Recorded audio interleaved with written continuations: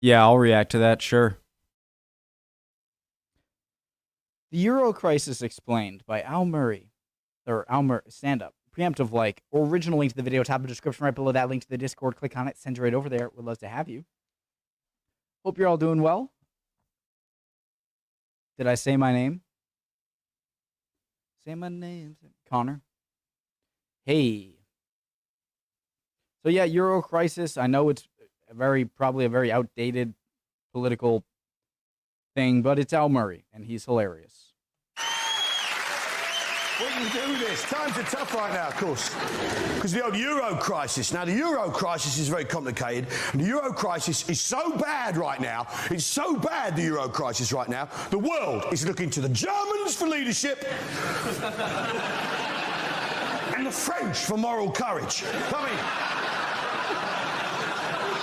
whichever way you cut that, that's a fuck up, isn't it? Yeah. Truth with the Euro is it's very, very complicated. The Euro crisis is extremely complicated. I ask you a question. I know he's got like his pub persona, but what's like the badge he has? Like right here, like what he's always wearing he looks like he's a professor at like a prestigious private school. Private school is I think opposite to you and me. I think like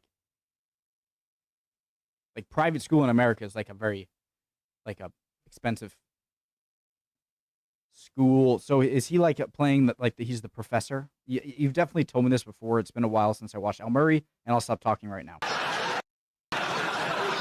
Whichever way you cut that, that's a fuck up, isn't it? Yeah. French. Truth with the Euro is it's very, very complicated. The Euro crisis is extremely complicated. It's extremely complicated. It's so complicated, no one can explain it satisfactorily, right? Now, Paul, maths teacher, you must have paid attention to some of this. Yeah? Explain the Euro crisis for me. Go. Come on, Paulie. Spent too much money. Spent too much money. Okay, right. Good answer. I like it, yeah? But so the truth is, mate, it's much more complicated than that. So it's a debt thing? Because that's the thing, ladies and gentlemen. Any discussion you get into about the Euro, the smartest thing to do, whatever anyone says to you about the Euro, is simply to reply, no, it's much more complicated than that. That way, you appear more intelligent and therefore win. It's genius, because the thing with the Euro, right, is there is a temptation, a pretty solid temptation with the Euro crisis to explain it all in terms of crude national stereotypes. There is a tendency to do that, but it's much more complicated than that. It's much more complicated than the idea that the Germans,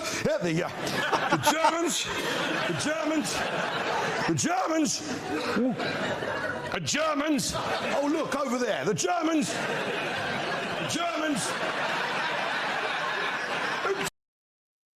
I missed the Germans.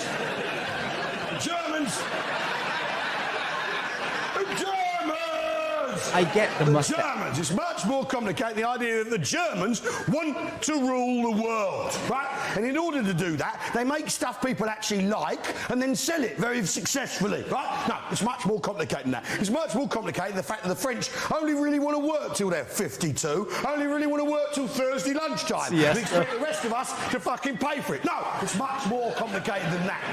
It's much more complicated the fact that Italy is basically one giant money laundering scheme. It's much more complicated. It's much more complicated the fact that half of Spain is asleep and the other half hasn't got a fucking job. It's much more complicated than that. It's much more complicated the fact that Ireland is Ireland. It's much more complicated than that. It's much more complicated the fact that Polish people... I was going to say a joke about this. I would have gotten in trouble. I caught myself. I am growing and maturing. Want to work. It's much more complicated the fact that Polish people want to work. They want to work, they work hard, they do a good job, and they make the rest of us look like a bunch of slack, feckless wankers with a thumb up our arse who've forgotten the meaning of graft. No, it's much more complicated than that. Graft? Much more. It's much more complicated than that Greek bloke. You remember, you went on holiday, that Greek bloke who drove you from the airport to your villa, yeah, and he was only 3/4 of a mile, and he charged you 85 fucking euro. And that evening when he brought you your tea, he had his thumb in the hummus and tried to have sex with your daughter. No, it's much more complicated than that. The truth is, it's hard to explain. But whoever set it up must have known what they were doing, surely. Yeah? I mean, have we got any bankers present? Any bankers in? Banker and accountant, someone who understands. Up there. A very drunk banker is in the back of the crowd. Accountant, good girl. What's your name, love? Mandy. Mandy, the Beautiful handy British with name. fingers, good girl. Now, Mandy, if I go to a bank to set up a business, right, they'll run some checks on me, won't they? Yeah. Of course they will, right? Got it. So you Mandy think Hammer. whoever set up the euro must have done some checks. They do checks on you, Mike, if you wanted to borrow money, on you, Dave, if you want to borrow, on you, Paul. They do Stu, they do checks on all of us. Obviously, in my case, because I've died in 4 consecutive pub fires, for tax and insurance purposes, it's a little more difficult. But you just click the terms and conditions box on a website and the West fucking happens. Now, the point is, right, yeah, whoever set the euro up must have done some checks. They must have done a couple of checks. Perhaps on Greece, for instance, just to pick a name out of the hat. Maybe they checked that Greece, in its history, has defaulted, has gone bankrupt as a country 5 fucking times. Yeah. In 1824, 1843, 1860, 1890 and 1932. You'd think they might have known that. You'd think they might have known the last... How the frick? Didn't you guys say he like went to Oxford or something?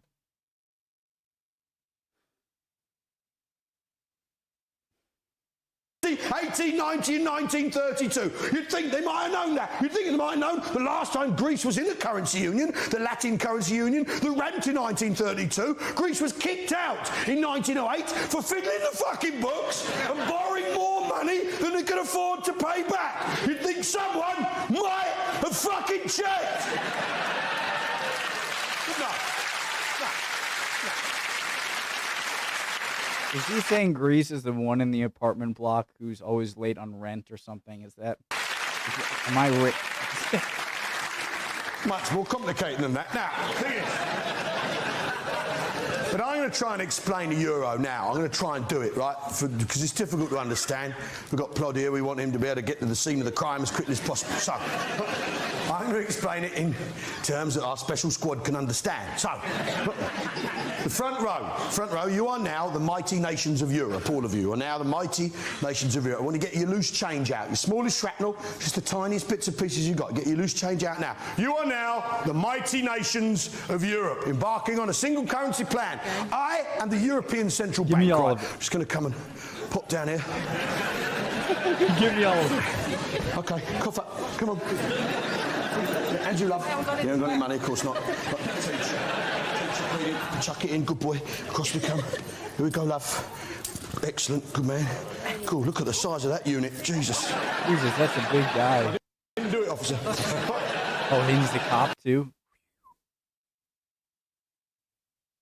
I was going to say, British cops don't have a gun. I don't think he needs a gun. Come on, love. Mike hasn't got any money on him. Chuck it in. Oh, look at that. £4.50. You want to be Germany, do you? Come on. Oh, yeah, because change for you guys. I'm thinking it's like, okay, so they're only giving him like 15 cents. But change, you guys have like $1, $2, $5, $10 coins, right? Here we go, chuck it in. Thanks, mate. Okay, fantastic. Don't worry about it. Okay, fantastic. You are now the mighty nations of Europe. You've all contributed to me, the European Central Bank. You are now all members of the euro. You are now all of equal worth, equal value. You have the same currency, the euro. You are all the same. That goes in there. And that is the end of that section of the show. That'd be so funny if he just does not give it back. That'd be hilarious.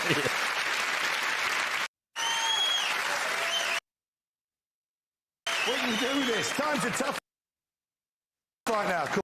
Oh, it replayed somehow. That was great. I love Al Murray. I love, hold on. Let's see if I can get to some of the points. It happened a few times, I noticed. I have a point, I promise.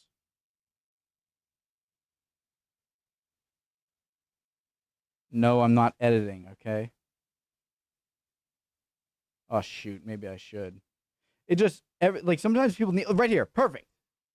It's like, people, it's like they go to Al Murray as like a intellectual spokesman, but who's also hilarious comic.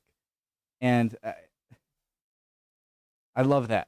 It doesn't diminish the comedy. It makes it better, and it makes like the whole experience feel like the audience is joining in more. I used to be like, no way I would ever sit in the front row of an Al Murray or Frankie Boyle show. But now that's like the only place I'd want to sit, just to see if they like pick on me or something. Great. Hilarious as always. Love you guys. Hope you doing okay. And if not, you'll be good soon. Emotions are fickle, guys. No biggie. See you next time, guys. Bye.